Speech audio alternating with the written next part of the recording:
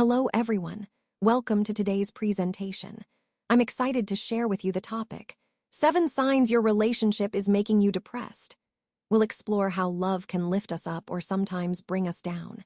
In this session, I'll walk you through the signs to watch for so you can better understand your relationship's impact on your mental health.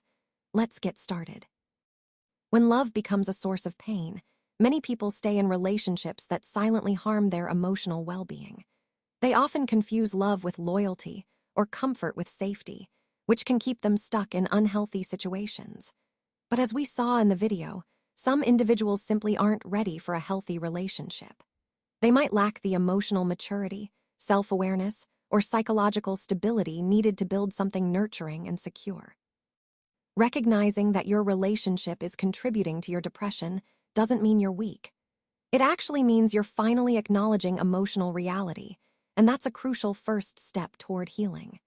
In the next part, we're going to explore the 7 signs that your relationship might be secretly causing your depression, along with the psychological reasons behind each one.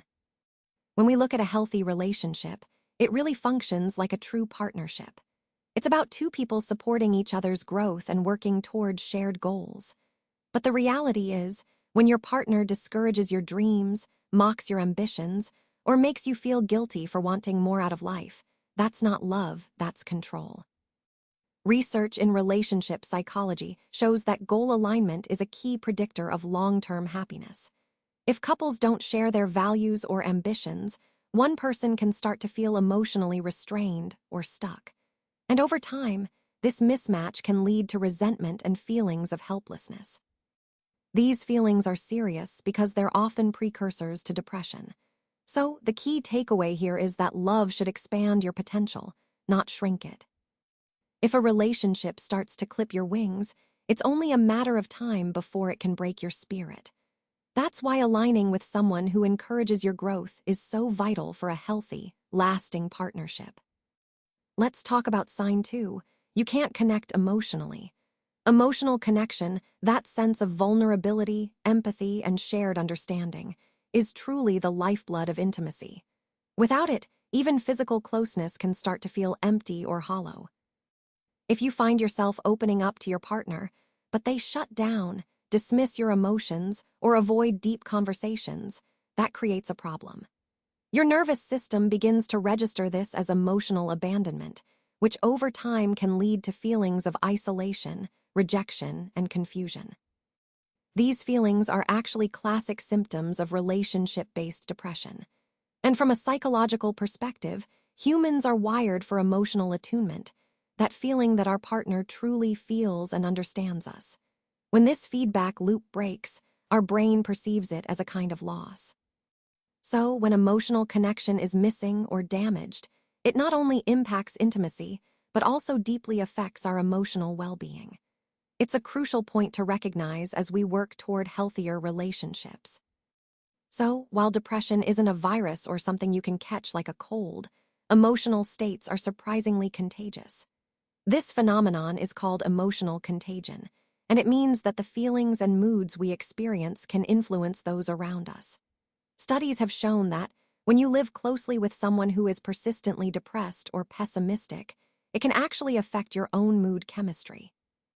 What that means is it can lower levels of important mood-regulating chemicals like serotonin and dopamine in your brain. In practical terms, if your partner is constantly radiating despair, self-pity, or negativity, it's possible that your body and mind might start to mirror that emotional energy. Now, this highlights an important point for us all. While compassion and supporting your partner are noble and necessary, emotional absorption can become dangerous if it begins to take a toll on your own mental health. Supporting your partner shouldn't come at the expense of your well-being. It's about finding that balance, being there for them, but also protecting your own emotional health. When we talk about sign 4, which is, the relationship has become abusive, I want to emphasize that abuse isn't always about physical violence. In fact, it's often much more subtle but just as damaging. Emotional abuse can include things like constant criticism, manipulation, gaslighting, or even giving the silent treatment. These tactics wear down a person's self-esteem over time. Psychological abuse, on the other hand, might involve threats, guilt-tripping, or trying to control every aspect of someone's life. The important thing to understand is that both emotional and psychological abuse are equally destructive because they attack your sense of self from within. Studies show that up to 1 in 3 women will experience some form of relationship abuse in their lifetime. And sadly, many of these cases go unreported because victims often normalize this behavior, thinking it's just part of a rough patch or relationship problems. The key truth I want to highlight is that abuse doesn't start with physical violence. It begins with disrespect, with pushing someone away emotionally, isolating them, or creating a disconnect. If you ever notice feeling smaller, more anxious, or emotionally numb around your partner, those are signs, and they're not signs of love. That's actually trauma bonding, where the emotional ties become unhealthy and even hold you hostage emotionally. So, recognizing these signs is crucial because they're often the first indicators that a relationship has taken a dark turn. It's important to understand that abuse can sneak in gradually, and awareness is the first step toward breaking free and seeking help. When communication breaks down, so does the connection between partners. Relationships really thrive on honest dialogue. That means talking not just about daily routines, but also about fears, expectations, and emotions. When one or both people start to withdraw, misunderstandings can quickly turn into emotional walls that block intimacy. Research shows that poor social skills and avoiding open communication are linked to depressive symptoms. That's because silence doesn't just keep words from flowing, it actually halts emotional flow as well. Over time, this creates an environment where the relationship feels like an echo chamber, full of frustration and loneliness. The key point here is that while silence might seem like a way to protect peace temporarily, in the long run, it destroys intimacy. Communication isn't optional, it's like oxygen for a relationship. Without it, connection can suffocate, and that's what we need to be mindful of as we work toward healthier bonds. No relationship remains static. People change over time, careers shift, values deepen, and our emotional priorities evolve. And that's completely natural. The challenge comes when one partner continues to grow, while the other resists that change. What once felt like perfect compatibility can start to feel more like confinement or restriction. This phenomenon is actually called identity incongruence, when your relationship no longer truly reflects who you've become. Staying in a relationship like that can lead to emotional stagnation and even feelings of fatigue or depression. It's important to remember that you can love someone deeply and still realize that they no longer align with your future self. Growth doesn't always mean holding on tightly. Sometimes, it's about letting go with grace and kindness. Recognizing these shifts is crucial for maintaining your well-being and authenticity. Now, let's talk about sign 7. You feel stuck, even though you know it's over. This is actually the most painful stage, emotional paralysis. Even when we recognize that the relationship isn't healthy anymore, fear, guilt, or emotional dependence can keep us feeling frozen in place. Psychologists call this learned helplessness. It's when repeated emotional disappointments teach our brain that trying to escape or change the situation is pointless.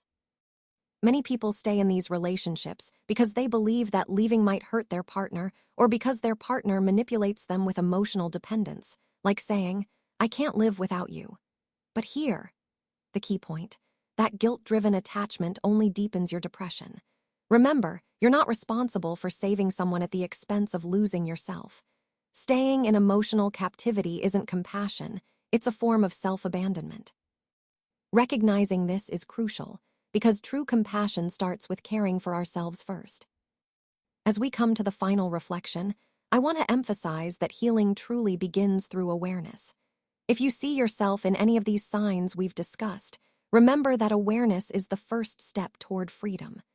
Recognizing these patterns allows you to start making conscious choices for your well-being. It's important to understand that depression born from love doesn't mean you're weak or broken. Often, it's a sign that your heart has been fighting too long in an environment that no longer nurtures it. That's a powerful realization because it shifts the focus from blame to understanding, from shame to compassion. A healthy relationship should feel like a source of peace, energy, and mutual growth. It shouldn't drain you, fill you with anxiety, or cause self-doubt. If that's the experience, it might be time to reevaluate. And here's a truth that's both hard and freeing. Sometimes, love alone isn't enough to sustain us. But what always matters is self-respect. Choosing to prioritize your own well-being and boundaries is ultimately what leads to true healing. So, I encourage you to choose peace over attachment, healing over lingering in past hurts, and yourself over anything that diminishes your worth. Your journey to healing begins with these choices.